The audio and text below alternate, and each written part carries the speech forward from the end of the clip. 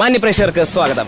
Star വിത്ത് day എന്ന ഈ പരിപാടിയിൽ ഇന്നത്തെ അതിഥി എന്ന് പറയുന്നത് ആരടാ നാറി നീ എന്ന ചിത്രത്തിലെ ലേഡി സൂപ്പർ സ്റ്റാർ സോണിയാണ്. അപ്പൊ നമുക്ക് സോണിയെ വെൽക്കം ചെയ്യാം. സോണിയെ വെൽക്കം. ഹലോ. ഇരിക്കൂ. അപ്പൊ ഞാൻ ആദ്യം തന്നെ എടുത്തു ചോദിക്കട്ടെ, ഒരു വ്യത്യസ്തമായ ഡ്രസ്സിങ്ങിലാണ് അല്ലേ താങ്കൾ ഇന്ന് വന്നിരിക്കുന്നത്? അയ്യോ, ഇത് വ്യത്യസ്തമായ ഡ്രസ് അല്ല. അല്ല.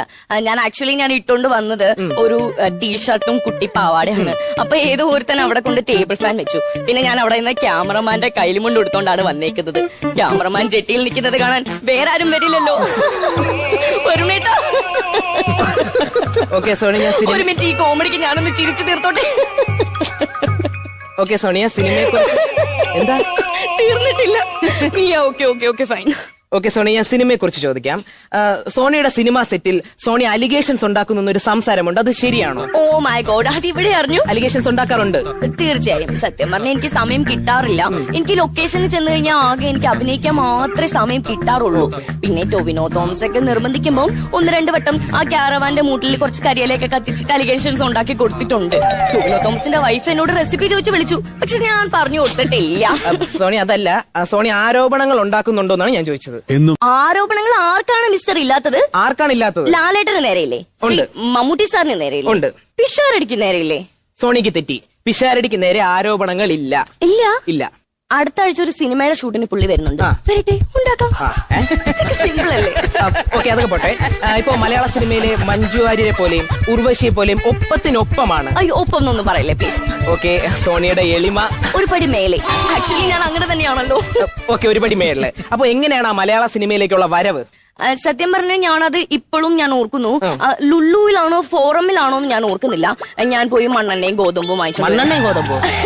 സൂര്യകാന്തി എണ്ണയും ചോളവും വാങ്ങിച്ചു വരുന്ന സമയത്ത് എന്റെ ATM കാർഡ് ഒന്ന് മിസ്സായി. ഞാൻ ഭയങ്കര ടെൻസ്ഡ് ആയിട്ട് നിൽക്കുന്ന ടൈമില് നമ്മുടെ ഈ പടത്തിന്റെ പ്രൊഡ്യൂസർ നമ്മുടെ രാജ് സാറാണ് എന്റെ കാണാതെ പോയ റേഷൻ കാർഡ് കണ്ടുപിടിച്ച് എന്റെ സൈക്കിളിൽ വെച്ചൊന്ന് കയറ്റി വിട്ടത്. ആളൊരു പാവമായത് കൊണ്ട് തന്നെയാണ് അങ്ങനെ. അപ്പം സോണിയെ പറഞ്ഞു വെച്ച് നോക്കുകയാണെങ്കിൽ എനിക്ക് മനസ്സിലായി എങ്ങനെയാണ് സിനിമയിലേക്ക് വന്നത്. ഓക്കെ, അപ്പൊ ഞാൻ ചോദിക്കട്ടെ, മലയാളത്തിൽ നിന്നാണ് വന്നത്. അപ്പൊ ഇപ്പൊ തമിഴ്, തെലുങ്ക്, കന്നഡച്ചു ബാക്കി പറ. എന്തിന് കന്നഡച്ചു ബാക്കി പറ? അതല്ല, ലാംഗ്വേജ് ആണ് ഞാൻ ഉദ്ദേശിച്ചത്. അഭിനയിച്ച് ഇതൊന്ന് കട്ട് ചെയ്തിരുന്നേ സംഭവം വൈറലാ. ഏത്? ഈ കന്നഡ കോമഡി.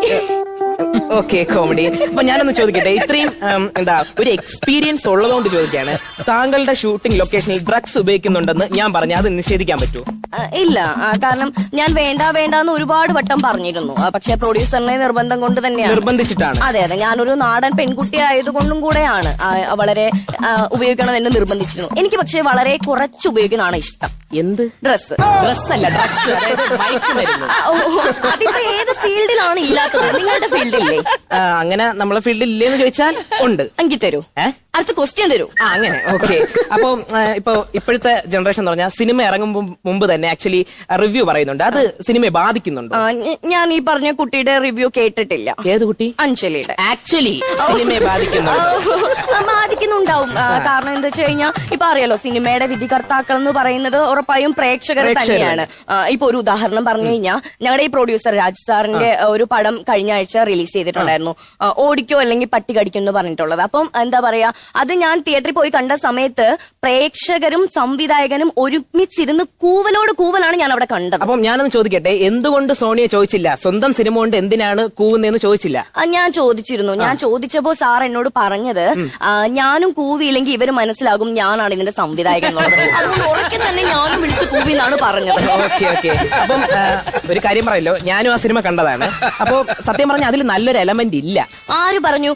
ആ സിനിമയിൽ ഇന്റർവെലിന് ഞാൻ കഴിച്ച പോപ്കോണും ഡ്രിങ്ക്സും അടിപൊളി എലമെന്റ്സ് ആയിരുന്നു. എനിക്ക് ഭയങ്കര ഇഷ്ടമായത്. ഓക്കെ, പോപ്കോൺ ഇഷ്ടപ്പെട്ടു. അപ്പൊ നമുക്ക് സിനിമാ വിശേഷങ്ങൾ കഴിഞ്ഞു. അപ്പൊ നമുക്ക് കുറച്ചുകൂടെ എന്റർടൈൻമെന്റ് ആവണ്ടേ? അപ്പൊ നമുക്കൊരു ഗെയിമിലേക്ക് കിടക്കാം.